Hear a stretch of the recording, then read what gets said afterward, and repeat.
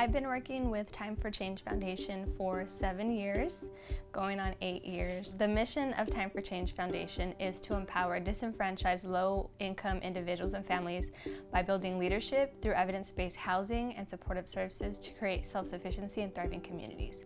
So we provide direct services as well as advocacy, and we also do community development. Our Sweet Dreams shelter is where we house homeless women with children. It also has our Children's Learning Center where our children are able to grow, learn, and moms can work with them on an individual basis. And then our Mountain View shelter is for single women.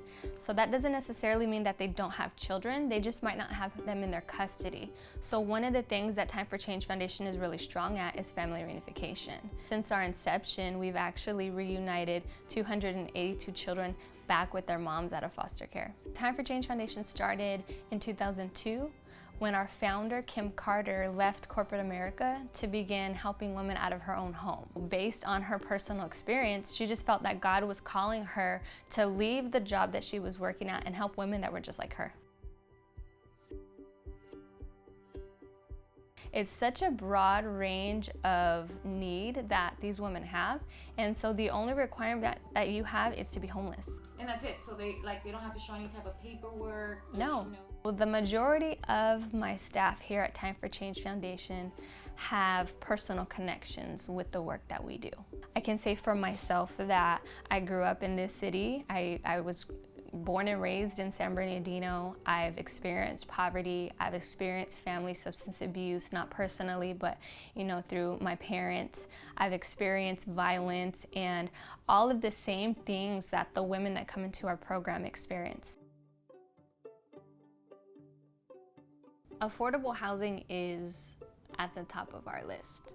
We develop affordable housing, and we know that we have the model for affordable housing in the Inland Empire. It's a smaller community type of building because we want them to develop those relationships with their neighbors. And when you do that and you have those relationships, you look out for each other. You look out for each other's kids. You look out for each other's homes. You know each other. You're not in a big building and you don't know anybody, but you get to know your neighbors and everyone keeps it up. They love where they live. They take pride in it. They're keeping it clean. I got a maintenance guy, but yet our neighbors are down there and they're sweeping the front porch and they're taking out the trash because they love their home. Safe, decent, affordable housing is key. I don't know about you, and I don't know how often you go around these streets, but you see a lot of empty buildings. You see a lot of apartments that don't look well kept. So we have a lot of slumlords. A majority of the owners that own these apartments in San Bernardino don't even live in the county, don't even live in the area. They're out in LA, Orange County, so they're not even maintaining their buildings. And so how do you expect people to have a higher level of life, a higher level of standard of living if the where they're living isn't even well kept?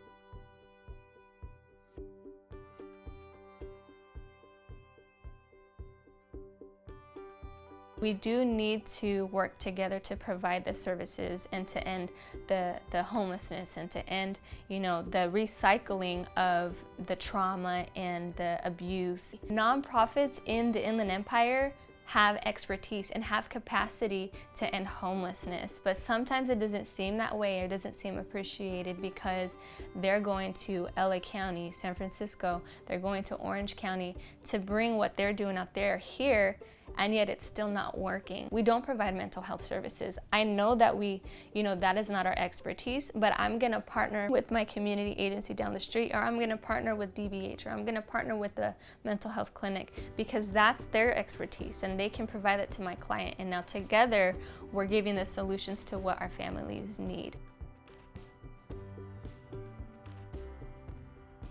Utilize it, but also invest in it. Put your resources into it, because the Inland Empire is one of the least funded areas in California. So I know that the Inland Empire receives $5 per capita versus LA County, which is about $300 per capita. So when you're talking about funding and investment in financial resources into the different regions in California, San Bernardino is the least funded area. And so we need more investment into the Inland Empire to provide the resources that are needed, because this is a high risk community.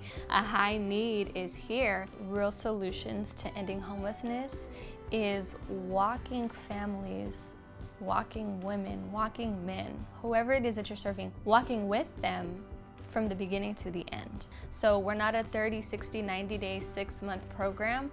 We are here to help walk them through whatever it is that they need, overcome trauma, overcome mental sicknesses, overcome their addictions, and get them to a place where we can build up their self-esteem, help them gain employment, help them gain their own apartments, get their kids back out of the system, and be able to take care of their families and be self-sufficient. That's why I said, Time for Change Foundation, we don't recycle homelessness, we end it.